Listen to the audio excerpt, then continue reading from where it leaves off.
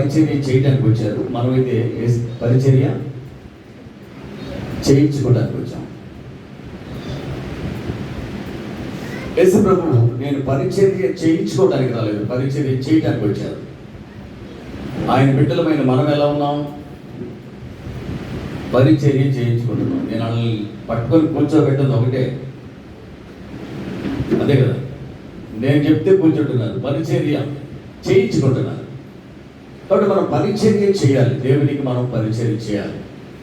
మొదటి కొన్ని విషయాలు మనం ఇంట్రడక్షన్లో కొన్ని ధ్యానం చేశాం. ఆ పరిచర్య చేయాలంటే అసలు మనం ఎందుకు మందిరానికి వస్తున్నామో అర్థం కావాలి. అసలు మందిరానికి మనం ఎందుకు వస్తున్నాం, మందిరానికి ఎందుకు వస్తున్నామో మనకు అర్థమైతే పరిచర్య చేయాలా లేదా పరిచయస్తులుగా కూర్చోవాలా అనేది రెండు విషయాలు అర్థమవుతాయి. మనం పరిచయస్తులమా, పరిచర్య చేసేవాళ్ళగా. గతంలో చెప్పాను, పరిచయం చేసేవాళ్ళు ఎలా ఉంటారు, పరిచయస్తులు ఎలా ఉంటారు. ఇప్పుడు సాతాను ఉన్నాడంటే వాడికి మనం ఇప్పుడు సంఘంలో వాడు ఎవడు? పరిచారకుడు కాదు, ఎవడు? పరిచయస్తుడు. ఏం చేస్తాడు? జస్ట్ వస్తాడు, హాయ్ అంటాడు, బాయ్ అంటాడు, మిమ్మల్ని నిలబెడతాడు, వెళ్ళిపోతాడు. వాళ్ళ కొడుకులు నేను అప్పగించి వెళ్ళిపోతాడు. ఎంతమంది కొడుకులు ఉన్నారు అడిగి మీకు? వారి కొడుకులు మన కొడుకులు కూడా దత్తత తీసుకుంటుంటారు. ఇప్పుడు పెద్ద కొడుకు చాలా మందిని ఆపేసాడా లేదా?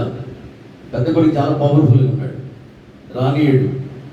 ఇప్పుడు రెండో కొడుకు దగ్గరికి వచ్చారు. మీరు మీ దగ్గర ఎవరున్నారు ఇప్పుడు? రెండవ కొడుకు, మూడవ కొడుకు, నాలుగో కొడుకు, ముగ్గురు కొడుకులు మీ దగ్గర వదిలిపెట్టి వెళ్ళిపోయాడు సాధారణ. పెద్ద కొడుకు ఏమో రానీలా, రెండో కొడుకు ఏం చేస్తాడు? ఉండనీయుడు. మధ్యలో నిన్నంతా ఈ 4 రోజులు ఒకటే నేర్చుకున్నా, నేను ఇది నేర్చుకున్నా. ట్రంపెట్ అంటుంది. ట్రంపెట్ తెలుసా? ట్రంపెట్.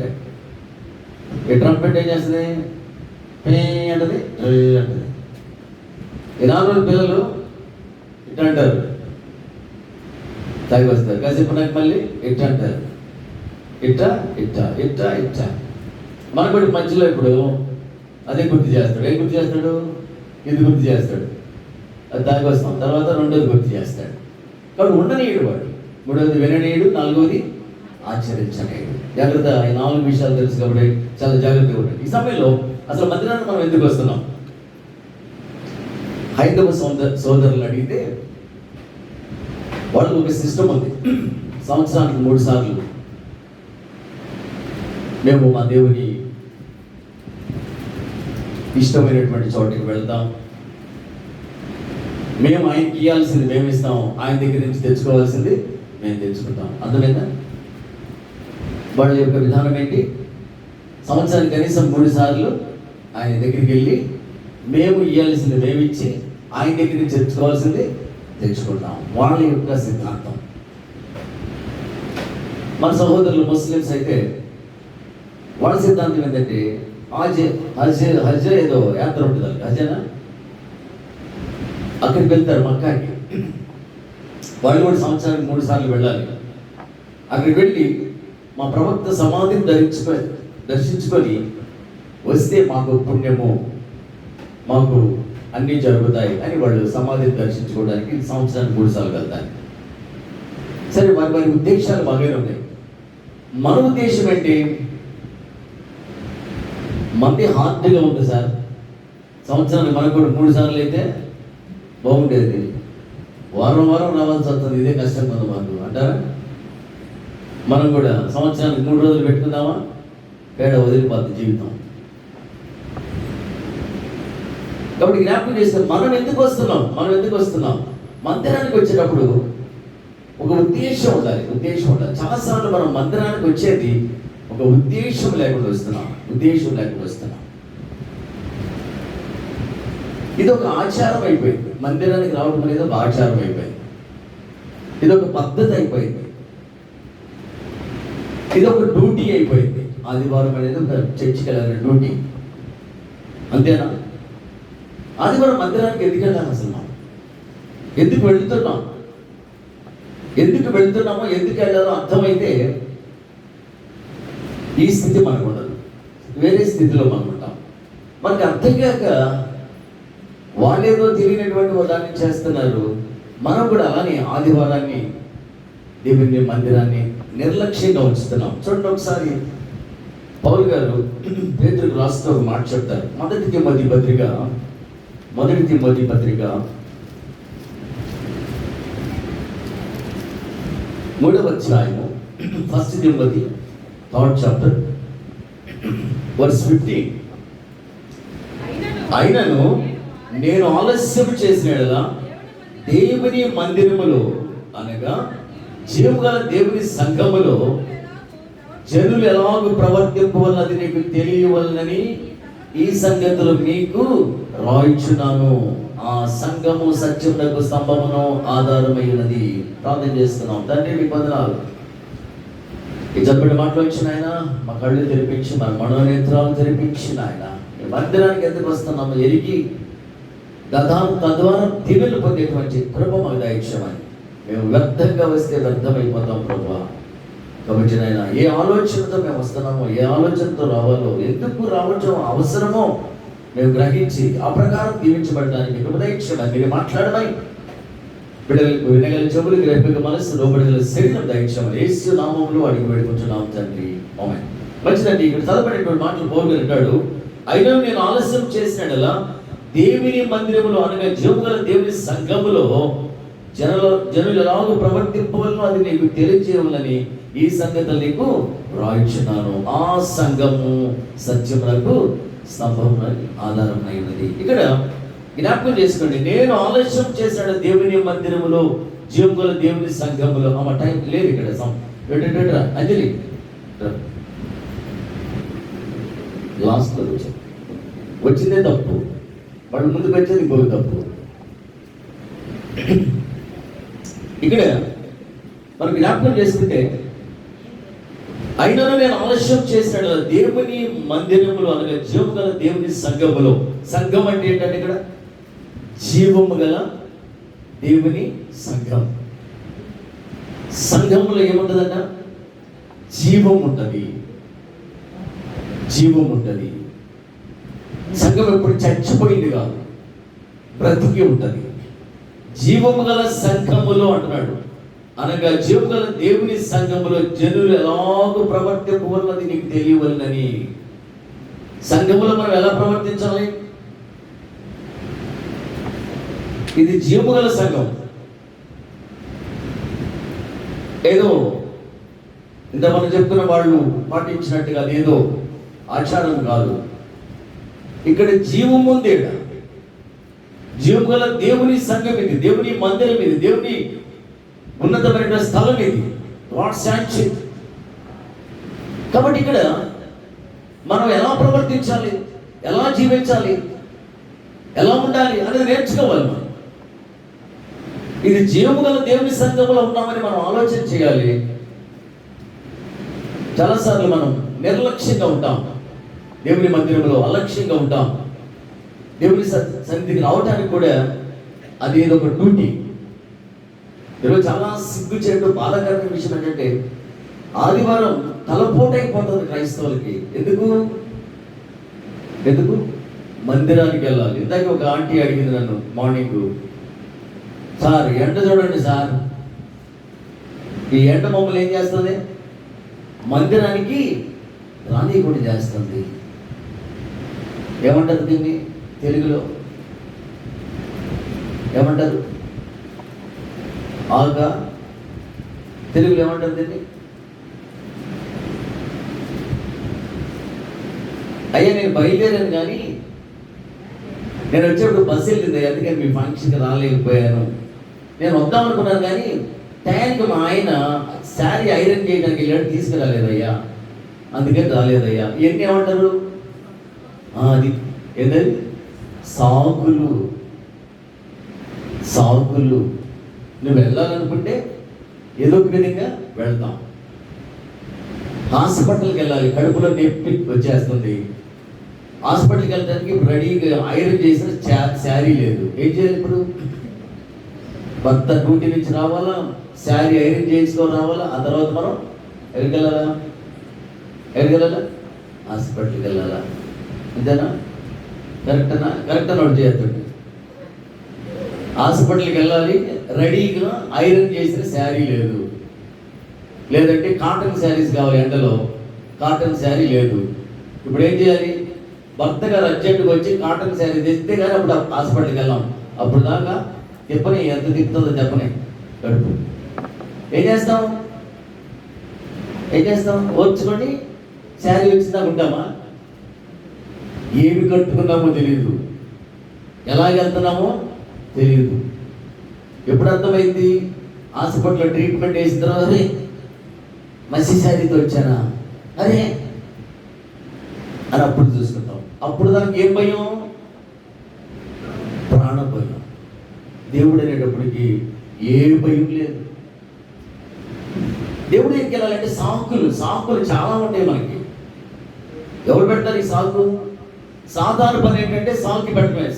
ఏదో ఒక సాకు చెప్తాడు. చూడండి, దేవుని మందిరానికి మనం రావడానికి చాలా జాగ్రత్తగా రావాలి. మొట్టమొదటి ఎందుకు మందిరానికి వస్తున్నాం అంటే మన ప్రవర్తన జాగ్రత్తగా చూసుకోవడానికి. ఏమన్నాడు? సంఘములో, జీవన సంఘములో జనులు ఎలాగూ ప్రవర్తింపవలెనో, మనం ఎలా ప్రవర్తించాలో, మనం ఎలా జీవించాలో, ఈ లోకంలో మనం ఎలా బ్రతకాలో నేర్చుకోవడానికి ఎక్కడికి వస్తున్నాం? మందిరానికి వస్తున్నాం. ఒకటి, మందిరానికి వచ్చే మొదటి కారణం, మొదటి ఉద్దేశం మన ప్రవర్తన, మన బ్రతుకు, మన జీవన విధానం ఇవన్నీ ఎలా ఉన్నాయో చూసుకొని చక్కపరుచుకోవడానికి మనం సరిగ్గా ఉండాలి. మనకు బాగా తెలిసి కంటత వాక్యం ఏంటి చెప్పండి? యోహాను ఆదికాండం 1:1 చెప్పండి. ఆదికాండం సరే, కీర్తనలో 1:1 ఎవరు ఆడు చూడలేదు. మళ్ళీ దృష్టిలో ఆలోచన చెప్పు. నడవుగా పాపల మార్గంగా నిలవగా అపహాస్యులు కూర్చున్న చోట ఆ 3 చాలు. మన ప్రవర్తన జాగ్రత్తగా చేసుకోవాలి. ఎక్కడ కూర్చున్నామో, ఎవరి ఆలోచనలో కూర్చున్నామో, ఎవరి తలంపుల్లో కూర్చున్నామో జాగ్రత్తగా ఉండాలి. దృష్టిని చెప్పండి, చూసాను చదవండి. దృష్టిని ఆలోచన చెప్పనా? నిలవగా కూర్చోండగా. మనం ఎక్కడుంటాం? మనం ఎక్కడ కూర్చుంటాం? మావాడు బాగా చెప్పేసి ఆడ కూర్చుంటామంట. ఎక్కడ? దృష్టిలో ఆలోచన చెప్పున. దృష్టిలో ఏది ఆలోచన చేస్తారో అక్కడే ఉంటాం. పాపుల మార్గంలో నడుస్తాం, అపహాస్యుల దగ్గర కూర్చుంటాం. ఇవన్నీ కూడా మొదటి కీర్తనలోనే మనకు చెప్పాడు. జాగ్రత్త జాగ్రత్త జాగ్రత్త జాగ్రత్త, నీ బ్రతుకు జాగ్రత్త, నీ జీవిత విధానం జాగ్రత్త అని. మన మంచి బ్రతుకు బ్రతకాలంటే, ఆరోగ్యకరమైన బ్రతుకు మనకు ఉండాలంటే మొట్టమొదటి మన యొక్క ప్రవర్తన బాగుండాలి. ప్రవర్తన. ఏం మాట్లాడుతున్నాం, ఏమి చూస్తున్నాం, ఏమి చేస్తున్నాం, ఎక్కడ కూర్చుంటున్నాం? ఒకటి చెప్పండి, ఎక్కడ కూర్చుంటారు రోజు ఎక్కువ టైం? ఎక్కడ కూర్చుంటారు రోజు? ఎక్కడ కూర్చుంటారు? ముసలమ్మ ముచ్చట్లు పక్కన పెట్టి ఎక్కడ కూర్చుంటాం? టీవీ దగ్గర, లేకపోతే కాకమ్మ కథల దగ్గర, వ్యర్థమైన వాటి దగ్గర ఎక్కువ టైం స్పెండ్ చేస్తాం. కాబట్టి మనం ఎలా మాట్లాడాలి, ఎలా చేయాలి, ఎలా ఆలోచించాలి, ఎక్కడ కూర్చోవాలి, ఎక్కడ కూర్చోకూడదు, ఇవన్నీ కూడా సరి చేసుకోవడానికి, మన ప్రవర్తన సరి చేసుకోవడానికి, మన బ్రతుకు సరి చేసుకోవడానికి, మన జీవితాన్ని బాగు చేసుకోవడానికి ఎక్కడికి రావాలి? మందిరానికి రావాలి. ఒకటి, మన బ్రతుకు బాగుపడుతుంది, మన ప్రవర్తన సరి చేయబడుతుంది. మందిరానికి ఎందుకోసం? బ్రతుకుని సరి చేసుకోవడానికి. గోల పోయిందబ్బా, ఎంత అరిసినా ఆ ఫ్యాన్ల గోలకి నా మాట వినబట్ల. కాబట్టి ఆ తలుపు తీయండి. మన బ్రతుకు సరి చేసుకోవడానికి మొట్టమొదటిది మనం, అంటే మన బ్రతుకు అంటే మన ప్రవర్తన సరి చేసుకోవడానికి మనం మందిరానికి రావాలి. రెండవది, మనం ఫలించాలి. మన ఆశ ఏంటి? యేసు ప్రభువుని నమ్ముకున్నాం, వచ్చే సంవత్సరానికల్లా మనం ఎలా ఉండాలి? ఫలభరితంగా ఉండాలి. అదేగా మన కోరిక. యేసు ప్రభువుని నమ్ముకుంటే ఏమిస్తాడు? 4 ఇళ్ళు, 4 ఉంగరాలు, 4 నాంచాళ్ళు, 4 శాంతాళ్ళు, ఇంకేమిస్తాడు? 4 బంగారపు శారీలు, ఇవన్నీ దేవుడిస్తాడు కదా. అయ్యా నా ఫలభరితం. కాబట్టి యేసుక్రీస్తు మనం నమ్ముకునేది ఏంటంటే మనం ఫలభరితంగా ఉండాలి ఆధ్యాత్మిక జీవితంలో, శారీరకంగా కాదు. ఆత్మీయంగా మనం ఫలించాలి. హెబ్రీయులకు రాసిన పత్రిక 4వ అధ్యాయం 12వ వచనం చూడండి. దేవుని వాక్యం ఏం చేస్తుంది మనల్ని? నరాలలోకి వెళ్ళి, ఎందుకనగా దేవుని వాక్యం సజీవమై బలము కలదై 2 అంచులు గల ఎటువంటి ఖడ్గముకైనను వాడిగా ఉండి ప్రాణాత్మల దేహములను కీళ్లను మూలుగను విభజించినంత మట్టుకు దూరుచు హృదయం యొక్క తలంపులను ఆలోచనలను శోధించుచున్నది. చూసారా, మనము ఫలించకపోవటానికి చాలా కారణాలు ఉంటాయి. మనం అభివృద్ధి చెందకపోవటానికి చాలా కారణాలు ఉంటాయి. ఆ కారణాలు ఎక్కడ? ఆ కారణము మన శరీరంలో ప్రాణాత్మ శరీరాలు కలిగి ఉన్నాం. ఎన్ని ఉన్నాయి మనకి? త్రిత్వం కలిగి ఉన్నాం మనం. ప్రాణం, ఆత్మ, శరీరం. ఆత్మ సిద్ధమే కానీ బా ఎట్ట బలహీనమో చూద్దాం. కరెంట్ ఇప్పుడల్లా రాబాకమ్మ 4 దాకా. ఆత్మ సిద్ధమేనంట, శరీర బలహీనమంట. ఈ బలహీనమైన శరీరం ఏడకపోద్ది, మట్టిలోకి పోయేది. మనం ఎవరి మీద ఆధారపడుతున్నాం? ఆత్మ మీద ఆధారపట్ల. ఎవరి మీద ఆధారపడుతున్నాం? కాసేపు ఉంటే ఎక్కడికి పోద్ది ఇది? భయపడుతున్నారా? చచ్చిపోరలే ఇప్పుడే. కాసేపు అంటే ఊరకైతే అంటే ఎప్పుడైనా ఒక రోజు అని. ఇప్పుడు ఈరోజు చచ్చిపోతారంటున్నాడు పాస్ గారు. ఇంటికి పోయి సమాధి చేసేటట్టున్నాడు ఆయన, రెడీగా అంగీ కూడా వేసుకున్నాడు అనుకుంటున్నారా? కాబట్టి ఒక రోజు పోయేటువంటి ఈ శరీరం దీనికోసం కాదు మన బాధ.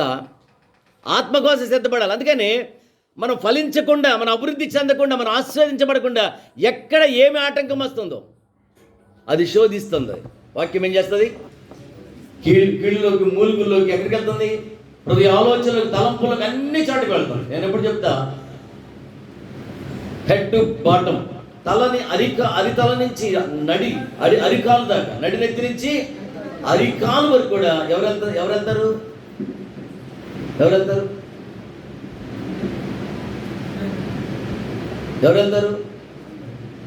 చెప్పండి. కల్పన చావ్లా. నడినెత్తి నుంచి అరికాల దాకా ఎవరు వెళ్తారు? రక్తం వెళ్తుంది. రక్తంతో పాటు ఎవరు వెళ్తారు? రక్తంలో ఏముంది?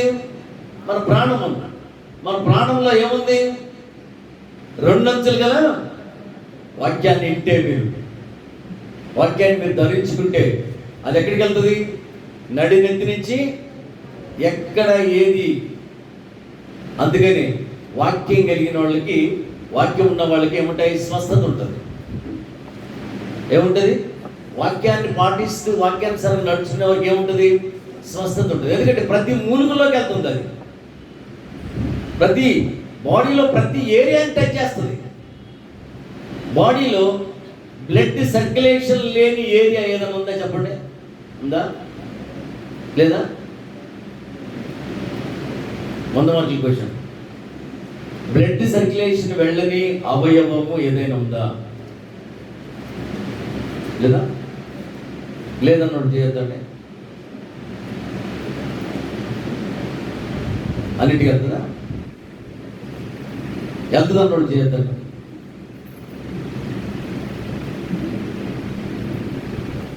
బ్లడ్డే తెలియదు. నిన్న మా సండే స్కూల్లో 2-3 బుర్రకాయ లేదు. ఏం బుర్రకాయ? ఇది మెదడుకాయ. మెదడే లేదంట. చెప్పేసినారు, నొప్పేసుకున్నారు. మెదడే లేదని. వాళ్ళ అమ్మలో చెప్పారో లేదో, బుర్ర లేదని చెప్పేసినాడు. వీళ్ళకి బ్లడ్డే లేదు. ప్రతి చోటకి వెళుతుంది. మన శరీరం ఏది పని చేయాలన్నా అక్కడ ఏం వెళ్తుంది? బ్లడ్ వెళ్తుంది. అక్కడ కావాల్సిన పోషక పదార్థాలు, ఆక్సిజన్ అన్ని కూడా సరఫరా చేస్తాం. కాబట్టి ఈ వాక్యం కూడా 2 అంచులుగా ఖడ్గం. అది ఎక్కడికి వెళ్తుంది? కీళ్లలో, మూలుగులు అన్నింటినీ దూచుకుంటా ఎక్కడికి వెళ్తుందంట?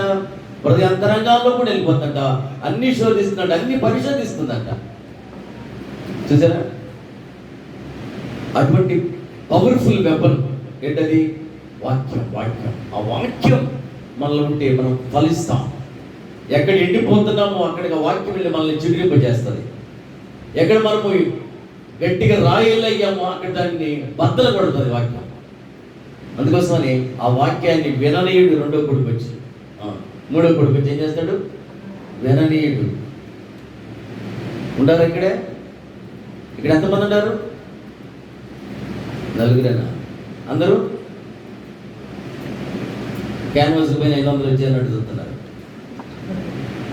కాబట్టి మనం ఇక్కడ ఉన్నాం కానీ మన మనసు ఎక్కడుంది? బయట. ఎందుకు వచ్చామో తెలియట్లే మనకి. కాబట్టి మన ప్రతి విషయంలో మన బ్రతుకు సరి చేసుకోవాలంటే, మన ప్రవర్తన చక్కగా ఉండాలంటే, మన బ్రతుకు ఉన్నతంగా ఉండాలంటే మన మందిరానికి రావాలి. బ్రతుకు సరి చేస్తుంది వాక్యం. ఎలా ఉన్నావో సరి చేస్తుంది. ఏమంటారు దీన్ని? వాక్యాన్ని ఏమంటారు? అద్దం. అద్దం ఏం చేస్తుంది? మన రోజు అద్దం చూసుకుంటాం కదా, అద్దం చూడని వాళ్ళు 2 చేయొద్దండి. అద్దం చూడని వాళ్ళు, అద్దం నాకు తెలియదు సార్ నా లైఫ్లో అన్నవాడు చేయొద్దండి. ఇప్పుడే నేను మీకు కొత్త అద్దం గురిస్తా. అద్దం చూడని వాళ్ళు ఆ అద్దాన్ని ఎన్నిసార్లు చూసిందయ్యా మీ ఇంట్లో ఏమంటే అని చెప్తే సాగు పడుతుంది సార్, అటుపోతూ వస్తుంది, ఇటు పోతుంది, నన్ను చంపేస్తుంది సార్ అని చెప్తుంది అర్థం. అర్థమైందా? ఈ అర్థం ఏం చూపిస్తుంది? ఈ శరీరాన్ని చూపిస్తుంది, అంతరంగాన్ని చూపిస్తుంది. ఈ అర్థం ఏం చెప్పిస్తుంది? అది అందుకని రాదు చర్చికి వస్తే ఏం కనపడుతుంది? అంతరంగం చూపిస్తుంది. నీ ఆలోచనలు ఎలా ఉన్నాయో, నీ తలంపులు ఎలా ఉన్నాయో, నీ ఉద్దేశాలు ఎలా ఉన్నాయో, నీ ప్రతిదీ వాక్యం ఏం చేస్తుంది? నిన్ను లోపల గద్దిస్తూ ఉంటుంది. హృదయ ఆలోచన తలంపులకు దూరుతుంది ఆ వాక్యం. అక్కడికి వెళ్ళగానే నిన్ను కదిలిస్తుంది. అందుకోసమని మన పొరపాట్లు మనకు కనపడతాయి, మన తప్పులు మనకు కనపడతాయి. ఎప్పుడు కనపడతాయి మన పొరపాట్లు? మన ధ్యాస పెట్టి మందిరంలో ఉంటే దేవుడు స్టార్టింగ్ నుంచి ఎండింగ్ వరకు మాట్లాడుతూనే ఉంటాడు. దేవుడు మాట్లాడుతూనే ఉంటాడు. వాడు పాట పాడారు. ఏం పాడారు? హల్లెలూయా పాడేదా. విన్నారు వాళ్ళు పాట? మేము ఎందుకంటాం సార్, వాళ్ళు పాడుతుంటే అంటారా? పాట వింటే, పాటను మనం ధ్యానం చేస్తే పాటలో నుంచి మాట్లాడతాడు దేవుడు, స్థితిలో నుంచి. ఉత్తర ప్రత్యుత్తర భాగం చదివాం, ఆ మాటల నుంచి దేవుడు మనతో మాట్లాడతాడు, వాక్యం నుంచి మనతో మాట్లాడతాడు. వచ్చిన దగ్గర నుంచి వెళ్ళిన దాకా దేవుడు ఏదో విధంగా మాట్లాడుతూనే ఉంటాడు. ఇక్కడ జరిగే కార్యక్రమంలో అది ఎక్కడ అవుతాడు? పొడుచుకుంటానే ఉంటుంది వాక్యం. పొడుచుకుంటుందా లేదా? పొడుచుకోవాలా? ఒక ఆయన చెప్తున్నా ఒక రోజు, మళ్ళీ వాక్యం పొడుచుకుని సార్ వెళ్ళిపోయాను, బయటకు ఉండలేక అన్నాడు. ఒక రోజు వాస్తవం చేసి బాధ నిజమే, వాస్తవం ఒప్పుకున్నాడు. పర్లోక రాజ్యంలో ముందు ఉంటాడు. నాకు అయోమయం అయిపోయింది సార్, అర్థం కాలేదు అసలు, నాకు ఏం చేయాలో అర్థం కాలేదు, బయటికి వెళ్ళిపోయాను అన్నాడు. అర్థమైందా?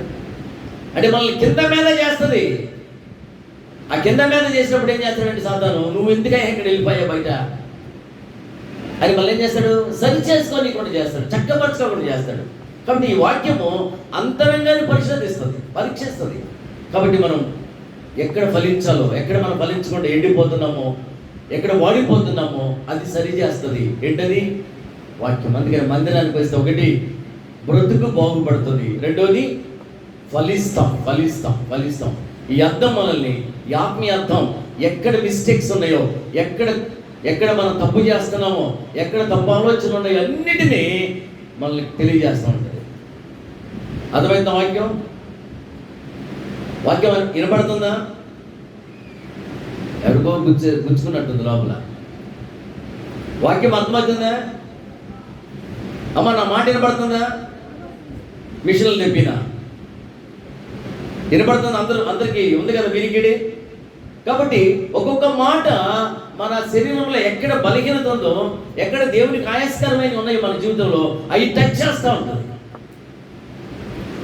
అందుకోసమని ఈ వాక్యం అర్థంలో మన అంతరంగాన్ని సరి చేసుకొని చక్కపరచుకోవడానికి, ఫలించడానికి ఇది మనకి ఉన్నతమైన భాగ్యం. అందుకని మందిరంలోకి వస్తే మనం చక్కపడతాం, ఫలభరితంగా మనం ఆశీర్వదించబడతాం. అందుకోసమని మందిరానికి రావాలి. ఒకటి బ్రతుకు బాగుపడుతుంది, రెండవది ఫలిస్తాం, మూడవది మనము సమర్పణ జీవితం వస్తుంది, కాంట్రిబ్యూషన్. సమర్పణ జీవితం. సమర్పణ జీవితం అంటే కాంట్రిబ్యూషన్. ఇప్పుడు మీరు చైర్లు ఉంటాయి, ఎక్కడే చైర్లు? మీ పైనుంచి గాలి వస్తుంది, ఎక్కడి? కొత్త ఫ్యాన్ వచ్చింది మూల, ఎక్కడి? ఒకళ్ళు సమర్పించుకున్నారు. దేవుని మందిరానికి నేను ఇది ఇస్తానని సమర్పించుకున్నారు. మీరు హాయిగా కింద మ్యాట్ల మీద కూర్చున్నారు. ఎవరిచ్చారు? అది సమర్పణతో వచ్చినవి. కాబట్టి దేవుని సన్నిధికి వస్తే సమర్పణ అనేది నేర్చుకుంటాం. యాకోబు పత్రికలో 1వ అధ్యాయం 12వ వచనం చూడండి. పవిత్రమైన భక్తి గురించి మాట్లాడతాడు. పవిత్రమైన భక్తి ఏదనగా, చదువుతారా? ఉందా మాట? James chapter 1 verse 12 27. తండ్రి అయిన దేవుని ఎదుట పవిత్రమైన నిష్కలంకమైన భక్తి ఏదనగా, దిక్కులేని పిల్లలను, విధవరాలను, వారి బంధువులు పరామర్శించడం, ఇహలోక మాలిన్యం తన కట్టుకొని తను తాను కాపాడుకునుటని పవిత్రమైన భక్తి అంట. పవిత్రమైన భక్తి తండ్రి అయిన దేవుని ఎదుట పవిత్రమును నిష్కలంకమైన భక్తి ఏదనగా, కాంట్రిబ్యూషన్. పవిత్రమైన భక్తి అంటే మనం ఇతరులకు సహాయం చేయటం, ఇబ్బందులను చూసి వాటిని ఫుల్ఫిల్ చేయటం, దిక్కులేని వారిని, విధవరాండ్రను వారి ఇబ్బందుల్లో పరామర్శించడం. ఏది? బ్లాక్ మనీతో కాదు, వైట్ మనీతో అన్నాడు అక్కడ. ఏం రాశాడు అక్కడ? చాలా మంది ఏం చేస్తారంటే పరామర్శిస్తారు. ఏ మనీతో పరామర్శిస్తారు? Black money. కట్టలు తీసుకెళ్ళి గోతాలు తీసుకెళ్ళి వేస్తుంటారు. ఎందుకు? అవి అకౌంట్లోకి రాకుండా, అవి తప్పించుకోవడానికి వేస్ట్ అంతా తీసుకెళ్లి దేవుడి దగ్గర పడేస్తారు. అది కాదు. ఇదేదంట, ఏమంటాడు? ఇహలోక మాలిన్యము తనకంటకుండా, కల్మషం లేకుండా, అది ఏ విధమైన చీటింగ్ లేకుండా కష్టపడి సంపాదించినది ఇహలోక మాలిన్యం అంటున్నటువంటి దాన్ని తీసుకొచ్చి కాంట్రిబ్యూట్ చేయాలి, సమర్పించుకోవాలి. అర్థమైందా? యాకోబు పత్రికలో చూడండి, దేవుడి పైన మనం కాంట్రిబ్యూట్ చేసేటువంటి మనసు ఇచ్చాడు మనకి. 1 పేతురు పత్రిక 1 Peter chapter 4 verse 10th verse. 1 Peter 4:10. 1 Peter 4:10. నానా విధమైన కృప విషయమై మంచి గృహ నిర్వాహకుడై ఉండి ఒక్కొక్కడు కృపావరము పొందిన కొలది ఒకరికొకరు ఉపచారము చేయండి. చూసారా? దేవుని నానా విధమైన కృప విషయమై మంచి గృహ నిర్వాహకులై ఉండి, దేవుడు మనకు కృపను అనుగ్రహించాడు, మంచి గృహ నిర్వాహకులుగా చేశాడు, మనకి మంచి పని ఇచ్చాడు, మంచి జీవనోపాధి ఇచ్చాడు. పోయిన సంవత్సరం కంటే ఈ సంవత్సరం జీతాలు పెరిగాయి, పోయిన సంవత్సరం కంటే ఈ సంవత్సరం ప్రమోషన్లు వచ్చాయి. నానా విధమైన కృపంతో దేవుడు నింపాడు, గృహ నిర్వాహకులుగా మనం ఉంచారు. మనం ఏం చేయాలంట? ఏం చేయాలంట?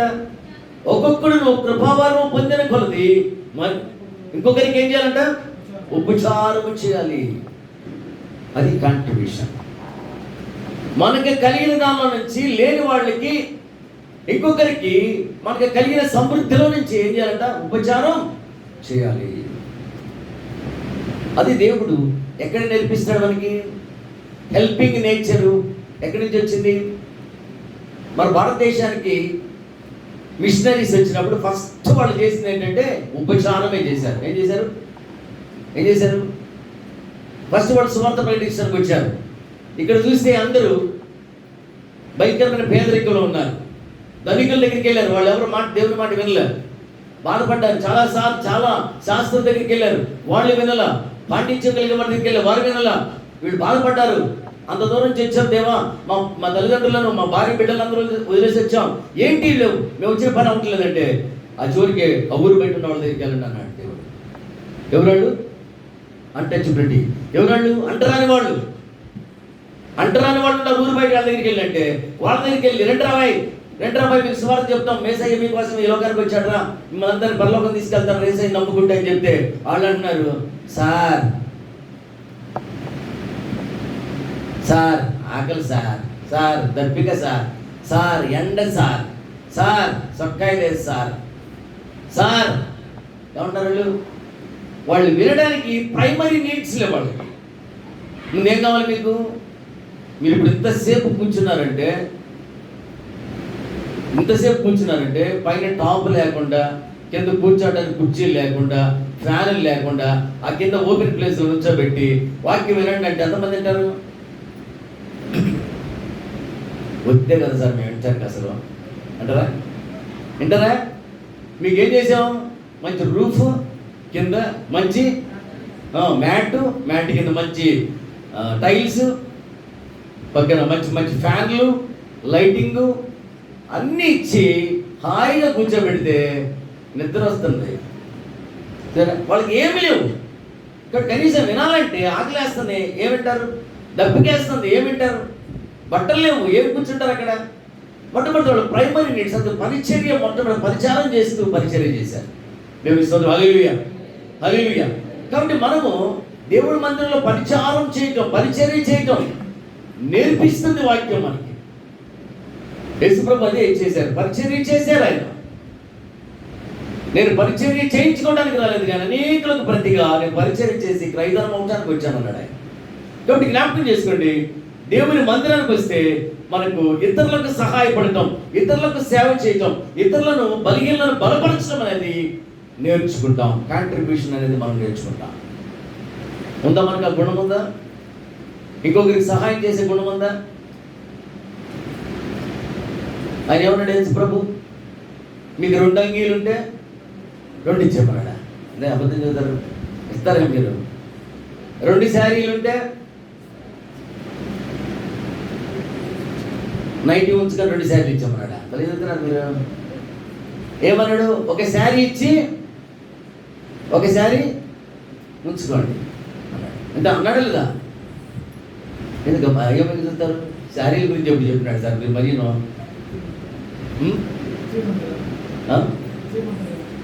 ఇచ్చేయమంటారు గమ్మున ఉంటారా? సరే సరే సరే, అర్థమైందా? కాబట్టి ఒకటి ఉంటే ఒకరికి ఇచ్చేయండి అన్నాడు, 2 ఉంటే ఒకటి ఇచ్చేయండి అన్నాడు. యేసు ప్రభు నేర్పించింది అదే. ఆ పరిచర్య ఎక్కువగా ఇతరులకు హెల్ప్ చేసేది, ఇతరులను ఇబ్బందుల్ని గమనించేది, ఆ మనసు కరిగిపోయేటువంటి హృదయాలు ఎవరికి ఉంటాయి అంటే క్రైస్తవులకే ఉంటాయి. అందరికీ ఉంటాయా? ఎవరికి ఉంటాయి? క్రైస్తవులకు ఉంటాయి. కాంట్రిబ్యూట్ చేసేటువంటి మనసు దేవుడు వారికి చిన్నప్పుడే పెట్టాడు. కాబట్టి మనం ప్రతి విషయంలో దేవుడు ఇచ్చిన ఈవులను బట్టి, దేవుడు ఇచ్చిన కృపావరాలను బట్టి మనకి ఎన్ని ఇచ్చాడో వాటిని ఇతరులకు మనం పంచే విధంగా ఉండాలి. అది నేర్పిస్తుంది మందిరం. కాంట్రిబ్యూట్ చేయటం అనేది నేర్పిస్తుంది. అటువంటి గుణాన్ని మనకు దయచేస్తుంది ఈ యొక్క లేపడమ్మా.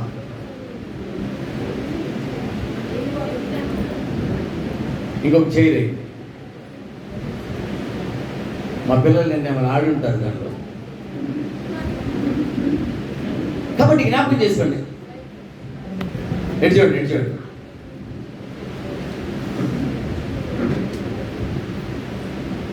కాబట్టి చాలా జాగ్రత్తగా ఉండాలి. కాంట్రిబ్యూట్ చేయాలి. ఎవరు సణుగుతూ గొణుగుతూ చేసినట్టున్నారు, ఇరిగిపోయింది. కాంట్రిబ్యూట్ అన్నప్పుడు ఇరిగిపోయింది. పాస్ గారు ఏం తెచ్చి అడుగుతున్నాడు, చైర్లు లేకపోతే చేయొచ్చు కదా అని చెప్పి గొణిగించినట్టున్నారు, చైరే ఇరిగిపోయింది. కాబట్టి మనం యథార్థ హృదయంతో, సమర్పణ జీవితం, త్యాగపూరితమైనటువంటి కాంట్రిబ్యూట్ చేసినప్పుడు దేవుడు మనల్ని దీవిస్తాడు. కాబట్టి ఒకటి, మనం బ్రతుకు బాగుపడుతుంది, బ్రతుకు ఎలా ఉండాలో నేర్చుకుంటాం. రెండవది ఏం నేర్చుకుంటాం? ఏం నేర్చుకుంటాం? అయిపోయింది. మందిరం కోసం ఏమవుతాం మనం? మరి ఇంకెంత చెప్పలేదు దాని నుంచి పరిచయం అంటారు. మరి అప్పుడు 3వ దానికి వెళ్తారా? ఒకటి, బతుకుతాం, బాగా బతుకుతాం, సావం పచ్చిగా చెప్తే మీకు అర్థం కాదు. 2వది ఫలిభరితంగా ఉంటాం. 3వది కాంట్రిబ్యూషన్, పరిచర్య చేసే, ఇతరులకు ఆదుకునే, ఇతరులకు సహాయం చేసే మనసు దేవుడు ఇస్తాడు. దేవుడు సహాయం చేసే మనసు ఇస్తే మా దగ్గర ఉండద్దా సార్ అంటారు వాళ్ళు. అది ఎవరిస్తారు? అదే అన్నాడు, మీరు అభివృద్ధి పొంది కొలది, ఫలించే కొలది, కృపావరాలు ఆయన ఇచ్చిన కొలది అన్నాడు. కానీ ఆయన ఇవ్వకుండా మిమ్మల్ని ఇవ్వమన్నాడు. ఇంకోటి విషయం, దేవుడు మీకు ఇచ్చే ఇవ్వమంటాడు కానీ ఆయన ఇవ్వకుండా నేను ఇవ్వమన్నాడు. ఆయన ఇచ్చి ఇవ్వమంటేనే ఇవ్వమను, ఆయన ఇవ్వకుండా అసలు ఇస్తామా? ఇవ్వం. కానీ కాంట్రిబ్యూట్ చేసే మనసు ఇస్తే మనం దీవించబడతాం. అదే 2 కాసులు వేసినాము దేవుడు దీవించడానికి. ఏం చేసిందామే? ఒక కాసు వేసి ఒక కాసు తీసుకుపోవాలి. పిచ్చిమోహం ఏం చేసింది? ముంద 2 వేసేసి ఒట్టిగా పోయింది. ఎట్లా పోతారా? మనం ఏం చేస్తాం? నేనేం చేస్తాను? 100 రూపాయలు ఉంటే చిల్లర మార్చి 10 రూపాయలు వేసి వారానికి రోజుకు వారానికి 10 రూపాయలు ఉంచుకుంటాను నెలకి. అంతే కదా? ఈ పిచ్చి మొహమ్మద్ ఏం చేసింది? ఈ నిన్న సంపాదించిన మొత్తం తీసుకొచ్చి వేసేసి వెళ్ళిపోయింది. ఏమన్నా తలకాయ ఉందా ముసలిదానికి? ఉందా? ఏమన్నాడు ప్రభు? ఒరే తలకాయ ఉండాలి, మీరు కాదు తలకాయ లేనిది, ఆమెకు కాదు మీకు రా అన్నాడు. సరే, మీకు ఉన్న దానిలో చేశారు, ఆమె లేమిలో చేసిందని ఆమెను దీవించాడు. కాబట్టి కాంట్రిబ్యూట్ చేయడం అనేది మనకి దీవెనకరం. అది చేస్తున్న వాళ్ళు దేవుడు బహుగా దీవిస్తాడు. మూడవది అపోస్తలుల కార్యం 20వ అధ్యాయం 24వ వచనం చూడండి. Acts 20:24. 20:24.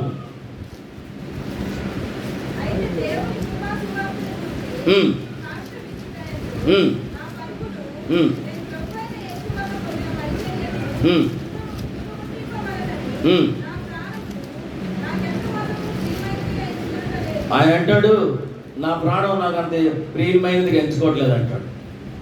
మనం లేచిన దగ్గర నుంచి మనం పడే మాటలంతా దేనికోసం?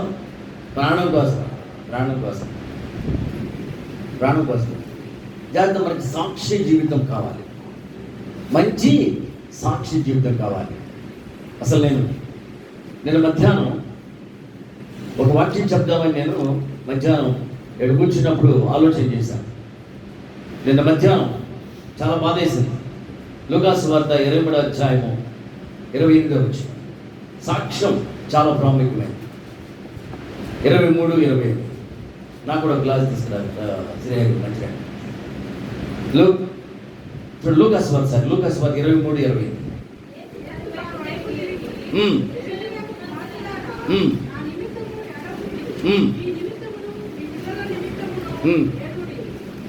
మళ్ళీ చదవండి, సరిగ్గా చదవండి. ఏమన్నాడు ఆయన? ఎవరి వైపు?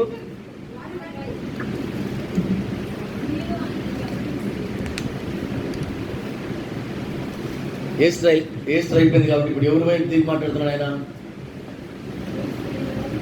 గుడ్ ఫ్రైడే కాదు ఈరోజు. ఇప్పుడు ఎవరి వైపు తీసి మాట్లాడుతున్నాడు? మన వైపు అనండి. మన వైపు తిరిగి మాట్లాడుతున్నాడు ఇప్పుడు ఆయన. ఏమని మాట్లాడుతున్నాడు? సులూరుపేట కుమార్తెలారా, శ్రీహరికోట కుమార్తెలారా, KLC Sabari colony, CLC, KRP, Rajiv Nagar, DOS, KRP స్త్రీలారా, అంటే మీకు ఎక్కడ తెలియదని చెప్తాను అడ్రస్. స్త్రీలారా, నా నిమిత్తం ఏడవకండి, మీ నిమిత్తమును మీ పిల్లల నిమిత్తము ఏడవండి. ఎవరు మాట్లాడారు మాట? యేసుప్రభు మాట్లాడచ్చా? ఏమంటాడు? థ్యాంక్ యూ, నువ్వు వెళ్తున్నావు కదా అని చెప్పాను. తెచ్చేసినవే. నేను కూడా వద్దామంటే బాగోదు, మైక్ తీసేసి. ఎవరి కోసం ఏడవద్దు అంటున్నాడు? నా కోసం ఏడవపాకండి. ఎవరి కోసం ఏడవమంటున్నాడు? ఆలోచించారు ఎప్పుడన్నా? ఎందుకు మన కోసం ఏడవాలి?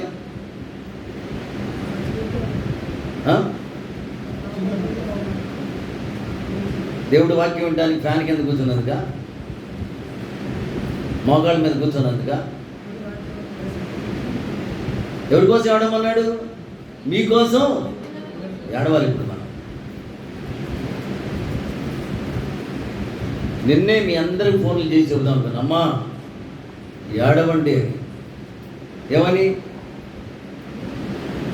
ఒక్క ముక్క రాట్ల పిల్లలకి, ఒక్క ముక్క రాట్ల, అల్ రాట్ల, ఏబిసిడీలు రాట్ల. తెలుగులో చదువురంటే ఇంగ్లీష్ మీడియం అంటాడు. ఇంగ్లీష్ మీడియంలో చెప్పరంటే గుర్తు రావట్లేదు అంటాడు. అవి ఏబిసిడీలు అంటే చేయాలా? తెలుగు చదవమంటే ఇంగ్లీష్ మీడియం అంటున్నారు. ఇంగ్లీష్ చదువు అంటే గుర్తు రావట్లేదంట. అది చివరికి ఏం చేశారంటే బుర్రకాయ లేదని చెప్పేసి ఒప్పుకున్నారు. ఏం చెప్పాలి, మా మెదడు లేదు సార్ అన్నారు. ఈ పిల్లలకి మెదడు లేదు, మెదడు లేకుండా పుట్టారు. ఏం చేయాలి మీరు? బిడ్డ డిజేబుల్ అయితే, అంగవైకల్యంతో బిడ్డ పుడితే ఏం చేయాలి తల్లిదండ్రులు? చెప్పలేమ్మా, ఏం చేస్తారు? మరి ఏడవండి, ఒక వేడి సైడ్ సైడ్ ఒక ఇచ్చేస్తా వాళ్ళు ఏడవండి. మన పిల్లలు ఎలా ఉన్నారంటే ఏమీ లేదు వాళ్ళల్లో,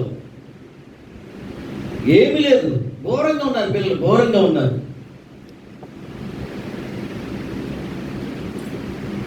ఎంత ఘోరంగా ఉన్నారంటే ఇటు స్పిరిచువల్గా డల్గా ఉన్నారు, ఇటు ఫిజికల్గా కూడా. సెక్యులర్ స్టడీస్లో డల్, ఇంకా స్పిరిచువల్గా అస్సలు లేదు. తల్లిదండ్రులకు సాక్ష్యం లేదు. తల్లిదండ్రులు ఏం చేస్తున్నారు, పిల్లల్ని ఏం చేస్తున్నారు? అసలు నేను అసలు ప్రారంభంలో ఇదే విషయాలు దేవుడు అనుకున్నా, దేవుడు అది ప్రేరేపిస్తున్నట్టు అది ముందుకు వెళ్ళాను. నేను నుంచి నాకు ఇదే మంటగా ఉంది లోపల. మీ పిల్లలు అలా ఉన్నారంటే కారణం ఎవరు? దేవుడా? తల్లిదండ్రులు. పిల్లలు అట్లా అవ్వడానికి కారణం ఎవరు? తల్లిదండ్రులు. అందుకని యేసు ప్రభు కూడా ముందు మీరు ఏడవండి, మీరు చేసిన పనికి బిడ్డలెట్ అయిపోయారు, వాళ్ళ కోసం ఏడవండి అన్నాడు. ఆలోచించేయండి, బాధ ఉంటుందేమో కానీ పిల్లల్ని అస్సలు పట్టించుకోవట్లేదు. పట్టించుకుంటారా? ఎంతమంది పిల్లల్ని పట్టించుకుంటారు? కుండ నిండా వండి టైం టు టైం అన్ని ఏర్పాట్లు చేసి మీ పాటికి వెళ్ళిపోతున్నారు. నేనేం చెప్తానండి, 2 కాళ్ళు దండం పెట్టి చెప్తాను తల్లులకి. పువ్వు పెట్టడం, బట్టలు ఇవ్వటం, ఫెసిలిటీస్, గ్యాడ్జెట్స్ ఇవి ఇవ్వటం కాదు ముఖ్యం, వాళ్ళ ఆధ్యాత్మిక జీవితం ముఖ్యం. మా ఇంటి దగ్గర నక్కల వాళ్ళు ఉంటారు, వాళ్ళు కూడా ఇస్తున్నారండి. ఏమిస్తున్నారు? మన దగ్గర లేని ఐఫోన్లు ఉన్నాయి వాళ్ళ దగ్గర. ఏం చెప్తారంటే మీ ఎర్నింగ్స్ కోసం, మీ యొక్క సంపాదన కోసం పిల్లల్ని వదిలేశారు. వాళ్ళు ఏం చదువుతున్నారో తెలియదు, వాళ్ళు ఎక్కడ ఉంటున్నారో తెలియదు, ఏం చేస్తున్నారో తెలియదు. పైపెచ్చు వెళ్తే వాళ్ళకి సెల్ ఒకటి ఇచ్చి వెళ్తున్నారు. మీరు ఎంత ఘోరంగా ఉన్నారంటే ఈ 4 రోజులు తలపోటు వచ్చేసేసారు. అయ్యో పిల్లలు ఇలా పాడైపోయారు. తల్లిదండ్రులు ఏం చేస్తున్నారు? తల్లిదండ్రులకి ఏమైనా చెప్పారని ఫోన్ చేస్తే, వీళ్ళేమో చెప్పాం మా మమ్మీకి అంటారు. ఫోన్ చేస్తే ఆమె ఏమో చెప్పలేదంట వాళ్ళమ్మ.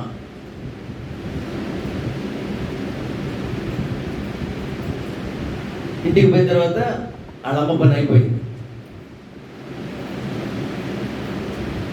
అంటే ఎంత ఎంత ఎంత అంటే మోసపూరితంగా ఉంది లోకం.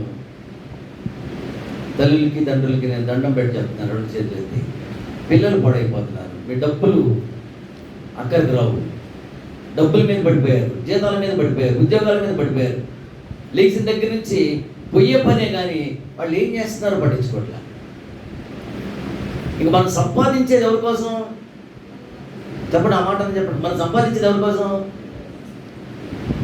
ఎవరికోసమ్మా? పిల్లల కోసం అని చెప్పేవాళ్ళు పిల్లల కోసం ఏమైనా శ్రద్ధ తీసుకుంటున్నారా? ఎంతమంది పిల్లల్ని ఈ 4 రోజులు ఏం చెప్పారని అడిగారు? చేయొద్దండి, జెన్యూన్గా ప్రభు చూస్తున్నాడు పైన. ఈ 4 రోజులు ఏం చెప్పారా మీకు అని అడిగినటువంటి తల్లి లేదు. ఏం పెట్టారా అని తల్లిలు ఉంటారు. మాస్టర్ గారు తిట్టాడరా, మీ టీచర్లు ఏమైనా కొట్టారా, జీబులో నిన్ను సీట్లో కూర్చోబెట్టారా, నుంచోబెట్టారా, ఈ అడుగుంటారు. ఏమి చెప్పారా? 4 రోజులు వెళ్ళావు ఎండలో, ఏమి నేర్చుకున్నావు అని అడిగిన తల్లిదండ్రులుంటారా? అడుగుతున్నారా? వదిలేశారు. ఎంతమంది అడిగారు చెప్పండి? మీ ఇద్దరు. దేవుడు మిమ్మల్ని దీవించడు కదా. మన పిల్లలు ఏం నేర్చుకుంటున్నారు? ఎందుకు వెళ్ళారు? అసలు ఏం పట్టించుకోవట్లే మీరు. వాళ్ళు టీచర్లు కానీ వాలంటీర్స్ కానీ మేము కానీ చెప్తే మా అమ్మ నానే ఏమన్నా వీళ్ళేందే అన్నట్టు ఉంటారు. మా అమ్మ నానే ఏమన్నా వీళ్ళేంది మధ్యలో ప్రభు అంటున్నాడు, ఏమంటాడు, నా కోసం ఏడవబాకండి. ఎవరి కోసం? ఈ పిచ్చి మకాలు కూడా, యెరూషలేము స్త్రీలు కూడా ఏం చేస్తున్నారు? వాళ్ళ జీవితాలు చూసుకోవట్లా, వాళ్ళ సరైన సాక్ష్యం లేదు, వాళ్ళ సరైన ప్రవర్తన లేదు, వాళ్ళని బట్టే బిడ్డలు పెరుగుతారు. తెలుగులో సామెత ఉంది కదా, ఆవు గట్టు మీద ఉంటే బిడ్డ ఎక్కడ ఉంటుంది? ఆవు గట్టు మీద మేస్తుందంట, దాని పిల్ల ఎక్కడ మేస్తుంది?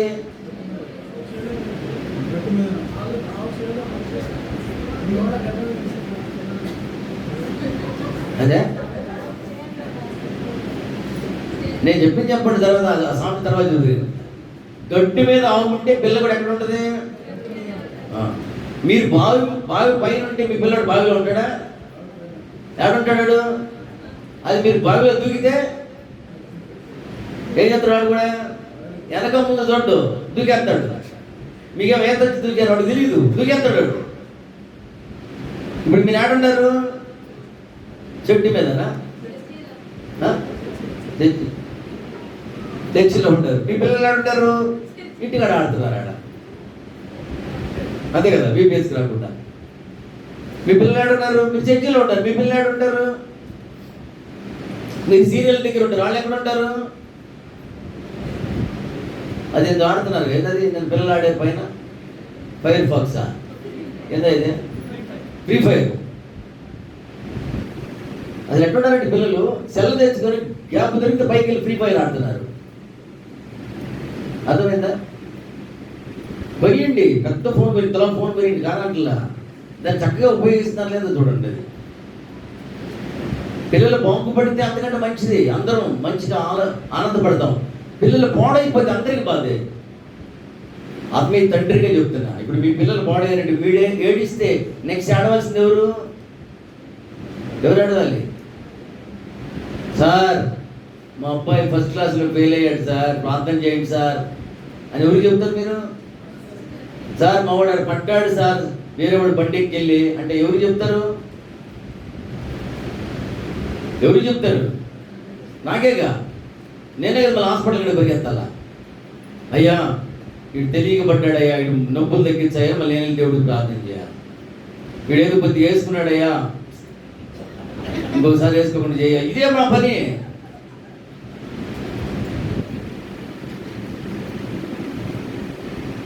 అర్థమవుతుందా? మా పని అది మంత్రసాని కదా. మీరు బాగుంటే మేము బాగుంటాం, మీరు బాగోకపోతే మేము బాగోం. మీకు నొప్పి తగిలితే ముందు తండ్రికి నాకే నొప్పి. దేవుడు అడుగుతాడు, జనం అడుగుతారు, అయ్యా మీ చర్చికి వచ్చామంట చూడు ఏడంతో లక్ష్మీ థియేటర్లో ముందు లైన్లో కూర్చొని ఉంది. అప్పుడప్పుడు మనవాళ్ళు నేను వెళ్తా ఉంటే బేకరీ దగ్గరికి వెళ్తా ఉంటారు, లక్ష్మీ థియేటర్లో ఉంటా. నేను కూడా పోదాం అనుకుంటా, దారి తెలియదు నాకు, ఏడ కౌంటర్ ఏడా టికెట్ తీసుకోవాలి, ఒకసారి పోయి చూద్దామని. ఆ కొత్త థియేటర్ చూద్దామంటే వెళ్ళిపోతారు. అర్థమైందా? ఏం చేస్తారు? బిడ్డలు ఎడిపోతే ఏం చేస్తారంటే ఎత్తుక్కోవాలి కదా. దేవుడు అడుగుతాడు, ఆయనకి సమాధానం చెప్పాలి. జనం అడుగుతారు, సార్ మీ చర్చి వాళ్ళు ఎక్కడ ఉన్నారు తెలుసా? ఎక్కడ ఉన్నారమ్మా? ఇంకేం చెబుతాంలే సార్ మేము చెప్పరాళ్ళు ఊరెత్తారు నన్ను. ఎక్కడ చూసినా మీ వాళ్ళే సార్, అది కరాటీ అంటే అక్కడ ఉంటున్నారు సార్, ఎప్పుడు చూసినా కరాటీనా ఏమంటది? ఎక్కడ చూసినా మీ పిల్లకాయలే సార్, కిందిరాలు చూసినా మీ పిల్లకాయలే సార్, ఆడ చూసినా మీ పిల్లకాయలే సార్, జాతరలో చూసినా మీ పిల్లకాయలే సార్ అంటే నా బాధ కదా. అంటే అనర్లే వెళ్ళరు కదా మీరు. కాబట్టి జ్ఞాపకం చేసుకోండి, సాక్ష్యం ముఖ్యం మనకి, టెస్ట్ మనీ. మనల్ని చూసి ఎవరు నేర్చుకుంటారు? అది చెప్పాను కదా, మనం బావిలో దూకేస్తే ఎవరు దూకుతారు? వెంటనే వాడు దూకేస్తాడు, వెంటనే వెనకమ్మ దాగడు, అంతే కదా. అదే తల్లిదండ్రులు, చాలా మంది తల్లిదండ్రులకి రోజుకి ఆల్కహాల్ అలవాటు ఉంది, ఆటోమేటిక్ పిల్లలు ఇప్పుడు తాగేస్తున్నారు. ఎందుకని? ఏదో 1000 రూపాయల క్వశ్చన్ లాగా నాయకులు చూస్తారండి, 1000 మార్కుల క్వశ్చన్ లాగా మా నాయన సాయంకాలం అయితే ఇది. మనం కూడా ఏమవుతుంది నాయన దానిగా. ఎందుకు చెప్తున్నానంటే మనల్ని చూసి పిల్లలు నేర్చుకుంటారు. మనం చాలా జాగ్రత్తగా ఉండాలి. మనం ఏది చేస్తాం అదే చేస్తాడు. సాక్ష్యం ఉండాలి. ఇక్కడ మంచి సాక్ష్యాన్ని మెయింటైన్ చేయడానికి, మంచి పేరును సంపాదించడానికి దేవుని సన్నిధికి మనం వస్తున్నాం. మంచి సాక్ష్యం ఉండాలి. మనం దేవుని సన్నిధిలో వచ్చి మనం ఏం నేర్చుకోవాలి? మన సాక్ష్య జీవితాన్ని మెయింటైన్ చేసుకోవాలి. చక్కని మంచి సాక్ష్యం వలన ఆమె చాలా మంచిదండి. మన జీవితాన్ని సరిచేసేది ఆయన, మన సాక్షి జీవితాన్ని ఇంప్లిమెంట్ చేసేది ఆయనే. మనకు మంచి సాక్ష్యం కావాలి. మనం చచ్చిపోయిన తర్వాత ఏం మిగులుద్ది? కీర్తి శేషులు రెవరెండ్ జి ఇమాన్యుయల్ అంటారు. ఏమంటారు? నా పేరు చెప్పినాను, మీ పేరు కాదు, భయపడబగండి. ఏమంటారు? కీర్తి శేషులు రెవరెండ్ బిషప్ గుంటూరు ఇమాన్యుయల్ అంటారు. ఏం మిగిలించిపోయాడు? ఏం మిగిలించాడు? వాళ్ళందరూ ఉతికి ఆరేయకుండా వెళ్ళాడు. కీర్తి శేషులు ఆయన. కీర్తే శేషం కొంది 7 మంది జనం ఏమి అట్టే ఉంటారు. మిగిలిపోయేదేంటి? మన పేరు ఒకటే, సాక్ష్యమే అని ఉంటుంది. ఏముంటుంది? వినలా, చెప్పినప్పుడు వినలా. ఇప్పుడు బాధపడుతున్నారు చాలామంది. ఆయన ఉంటే బాగుండేది, ఆయన నానా మాటలు అన్నాం. ఇప్పుడు వచ్చిన వాళ్ళు కంటే పోయినోడే మంచోడంట. అది మాట పడారు కదా, ఉన్నవాడు పోయినోడు కంటే మంచోడని. అర్థమైందా? కాబట్టి మంచితనాన్ని అర్థం చేసుకోకుండా, మన సాక్షి జీవితాన్ని మనం నిలబెట్టుకోకుండా తర్వాత ఏడిస్తే ప్రయోజనం ఉండదు. ఇప్పుడు జాగ్రత్త సుమా, మన సాక్షి జీవితం చాలా ఇంపార్టెంట్. చాలా జాగ్రత్తగా మన సాక్ష్యాన్ని మనం కాపాడుకోవాలి. ఎవరి కోసం ఆడవాలి? చెప్పండి మా గట్టిగా. మన కోసం కాదు, మా కోసం అనండి. మన కోసం అంటే మా కోసం ఎడుతారు మీరు. ఎవరి కోసం ఎవరు ఎడుతారు? భార్య కోసం భర్త ఏడ్చే రోజులు కాదు, భర్త కోసం భార్య ఏడ్చే రోజులు కాదు. ఎడుతారా? ఎప్పటి నుంచే ఎదురు చూస్తున్నా, పోయిందిలే అనుకుంటున్నా. ఎప్పటి నుంచో ఈ పైన వదిలిద్దిలే పోయిందిలే అనుకుంటున్నా మగోడు. అట్లాంటి రోజులు ఎవడు ఎడుతాడు? ఎవరి కోసం? అది మన బ్రతుకుల కోసం ఏడ్చుకోవాలి. ముందు మన జీవితాల కోసం ఏడ్చుకోవాలి. అందుకని ప్రభు అన్నాడు, మీకోసం, మీ పిల్లల కోసం ఏడవండి. మీరు అట్లుండారు కాబట్టి మీ పిల్లలు అట్లుండారు. మీరు బాగుంటే మీ పిల్లలు కూడా బాగుండేవాడు. కాబట్టి ముందు మీలో ఉన్న మిస్టేక్ మీరు ఏడవండి. మీ ద్వారా వచ్చిన ప్రతిఫలం ఆ బిడ్డలకి, వాళ్ళ కోసం ఏడవండి. ఈరోజు పిల్లలు జ్ఞాపకం చేసుకోండి. మన కోసం ఏడ్చుకునే రోజుల్లోకి వచ్చాం. మన బిడ్డల కోసం ఆడవలసిన దినాల్లో మనం ఉన్నాం. ఎంత భయంకరమైన దినాల్లో ఉంటే, ఘోరమైనటువంటి దినాల్లో ఉన్నాం. మనం చాలా జాగ్రత్తగా ఉండాలి. చాలా జాగ్రత్తగా ఉండాలి. అదే దేవుని మందిరంలోకి వస్తే మన సాక్ష్యం ఏంటి? మనం ఎలా ఉన్నాం? మన వెనక మన అవుట్పుట్ ఎలా ఉంది? మన బయట మన ద్వారా వచ్చినటువంటి ప్రతిఫలాలు ఎలా ఉన్నాయి? ఫలాలు ఎలా ఉన్నాయి? ఇవన్నీ కూడా ఇక్కడ మనకు తెలుస్తాయి. మందిరం అంటే ఏదో పోయాము, ఏదో కూర్చున్నాము, ఆడ నీ ధనము దీని ధనం మనం విసిరేసాం వచ్చాం కాదు. మందిరం అంటే ఏంటి? మన బతుకు సరి చేసుకునేటువంటి జీవాన్ని కలిగింది, జీవం గల సంఘం ఇది. బతికుండే సంఘం ఇది, చచ్చిపోయిన సంఘం కాదు. సంఘాల్లో ఏ విధంగా మనం ఫలించాలో నేర్పిస్తుంది వాక్యము. ప్రతిరోజు మనల్ని మనం సరిచేసి వాక్యమైన అర్థంలో మనం చూసుకొని ఫలిస్తాం. మూడవది కాంట్రిబ్యూషన్, సహాయం చేయడం. ఏ సహాయం? ఇబ్బందులు ఉన్న వారిని పరామర్శించడం, ప్రార్థన అవసరం వారి వరకు ప్రార్థన చేయడం, ఇంకోటి ఏదైనా సరే సహాయం, ఏ కాంట్రిబ్యూషన్ అయినా సరే.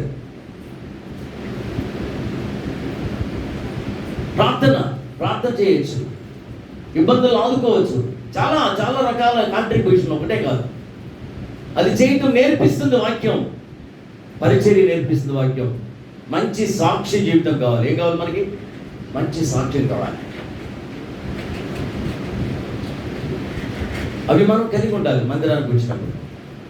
ఈరోజు మందిరానికి ఎందుకు వస్తున్నామో అర్థం లేకుండా ఉంది. తల వంచండి, కళ్ళు మూసుకోనండి. మందిరానికి ఎందుకు వస్తున్నామో అర్థం లేకుండా మందిరానికి వస్తే వ్యర్థం.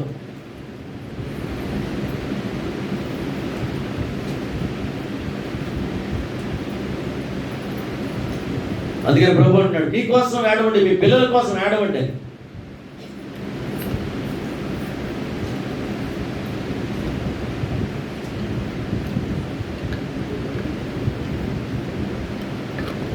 ఎస్, ఈరోజు దుష్టుడు ఎంతగానో డిస్టర్బ్ చేస్తున్నాడు కుటుంబాలని, ఎంతగానో డిస్టర్బ్ చేస్తున్నాడు మన బ్రతుకులు. వాడు ఆడుకుంటాడు మనల్ని మనశ్శాంతిగా ఉండనీయకుండా మన పిల్లల ద్వారా మనకి చిక్కులు తీసుకొస్తాడు, పిల్లల ద్వారా మనకు అవమానం తీసుకొస్తాడు, మనకున్న సాక్ష్యాన్ని పోగొడతాడు.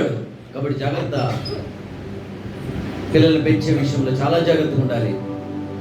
కనురెప్పపాటులో సాతాను పిల్లల్ని మింగివేస్తా ఉన్నాడు, కనురెప్పపాటులో పతనం చేస్తున్నాడు. జాగ్రత్త సుమా. మందిరానికి ఎందుకు వస్తున్నాం? అర్థం లేకుండా వస్తే వ్యర్థమే. సరైన విధంలో మందిరానికి వస్తున్న విధానము అర్థం చేసుకుని వస్తే మనం ఫలిస్తాం, లేకపోతే వ్యర్థులం అవుతాం. ఆలోచించేద్దామా? ప్రార్థన చేసుకుందాం. స్తోత్రం స్తోత్రం స్తోత్రం. పరిశుద్ధుడా, మీకు వందనాలు. ఈ సమయంలో తండ్రి మాకు ఇచ్చినటువంటి ధన్యకరమైన సమయాన్ని బట్టి మీకు వందనాలు. మందిరానికి నైనా, ఎందుకంటే మీరు ఆలస్యం చేసిన మేము రక్షింపబడాలని మీరు ఆలస్యం చేస్తున్నారు నైనా. మేము ఆ సమయాన్ని సద్వినియోగం చేసుకొని దేవా, మా జీవితాలు పవిత్రపరచుకొని, మా బ్రతుకులు సరి చేసుకొని, మా ప్రవర్తనను చక్కపరుచుకోవడానికి మీరు మందిరం, మీ ఆలయాన్ని ఇచ్చారు ప్రభువా. మేము ఫలించడానికి నేను ఆత్మీయ ఖడ్గం ఇచ్చారయ్యా. ఈ ఆత్మీయ అర్థంలో మేము చూసుకొని ఎక్కడ తప్పు చేస్తున్నామో, ఎక్కడ పొరపాట్లు నేను సరి చేసుకునే భాగ్యం నేను మీ మందిరంలో మాకుంది ప్రభువా. ప్రార్థన, సహాయము, ఇతరులకు సహకారము, ఇతరులకు సేవ, ఈ కాంట్రిబ్యూషన్ ఒకరికొకరు నైనా మాకు కలిగిన దాని నుంచి, మాకున్న శక్తిలో నుంచి అన్నిటినీ ఇతరులకు నేను కాంట్రిబ్యూట్ చేసేటువంటి సమర్పణ జీవితాన్ని తెలుసుకోవడానికి మాకు నాయన సంకల్పించావు నాయన. అందరూ బట్టి మీకు వందనాలు. మంచి సాక్ష్యం కలిగి జీవించడం, మా సాక్ష్యాన్ని బట్టి నాయన రానున్న కాలంలో అనేక మందికి ఆశీర్వాదకరంగా ఉంటాం ప్రభు. బైబిల్ అంతా సాక్ష్యం చెబుతుంది. ఇంత గొప్ప సాక్ష్య సమూహము మేఘములు ఆకురించిందని. బిడ్డలకు మంచి సాక్ష్య జీవితం దయచేసి మీ మందిరంలో తండ్రి ఈ 4 పొందుకోవడానికి, మీ జ్ఞానం కలిగి ఉండటానికి, భవిష్య గ్రంథం 6 వారంలోనైనా మీ సన్నిధిలో జ్ఞానం ఇస్తామన్నాను ప్రభు. ఆ జ్ఞానం కలిగి జీవితాలు చక్కపరుచుకునే కృపను మా బిడ్డలందరికీ దయచేసి మీ ద్వారా దీవించబడి నాయన మా కోసం, మా బిడ్డల కోసం ఏడ్చేవారుగా మేముండే ప్రభు దయచేయమని, ఈ మాటలు నీరు కంటే ఎదిగి ఫలించే ప్రభు దయచేయమని యేసు నామములో అడిగి పెడుకుంటున్నాము తండ్రి. ఆమేన్.